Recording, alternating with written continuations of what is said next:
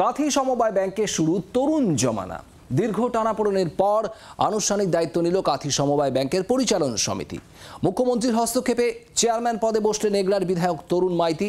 Vice chairman জেলা পরিষদের মৎস্য কর্মাধ্যক্ষ তরুণ জানা। শীর্ষ নেতৃত্বের হস্তক্ষেপে জটিলতা আগেই কেটেছিল। এবার আনুষ্ঠানিকভাবে পূর্ব মেদিনীপুরের কাঁথি সমবায় ব্যাংকের দায়িত্ব গ্রহণ করল পরিচালন সমিতি। চেয়ারম্যান পদে বসলেন এগরা তৃণমূল বিধায়ক তরুণ মাইতি। ভাইস চেয়ারম্যান পদে বসলেন জেলা পরিষদের মৎস্য কর্মাধ্যক্ষ তরুণ জানা। বৃহস্পতিবার তাঁদের স্বাগত জানান সমবায় ব্যাংকের সিইও অ্যাপোলো আলী। দায়িত্ব গ্রহণের পরেই স্বচ্ছতার সঙ্গে ব্যাংক পরিচালনার আশ্বাস দেন দুই তরুণ। নতুন বোর্ড আজকে দায়িত্ব নেওয়ার পরে আমরা সমস্ত গ্রাহককে অ্যাসিওর করছি যে আমাদের উপরে ভরসা রাখুন, স্বচ্ছভাবে পরিচ্ছন্নভাবে আমরা ব্যাংক পরিচালনা করব।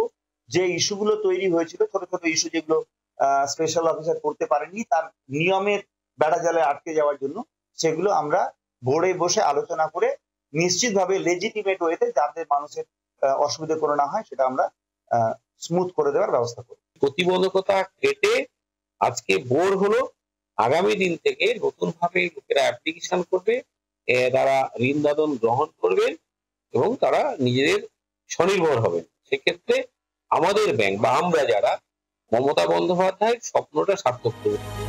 দীর্ঘদিন কাঁথি সমবায় ব্যাংকের চেয়ারম্যান ছিলেন শুভেন্দু অধিকারী। তৃণমূল ছেড়ে বিজেপিতে যোগদানের পর ব্যাংকের দায়িত্ব ছাড়তে হয় তাকে। এরপর গত 15ই ডিসেম্বর ব্যাংকে নির্বাচন হয়।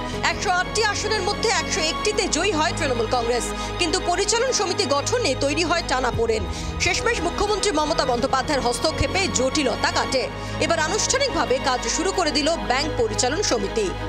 কিরণ মান্নার রিপোর্ট, জি 24 ঘন্টা। বাংলার আওয়াজ, বাঙালির আবেগ, জি 24 ঘন্টা।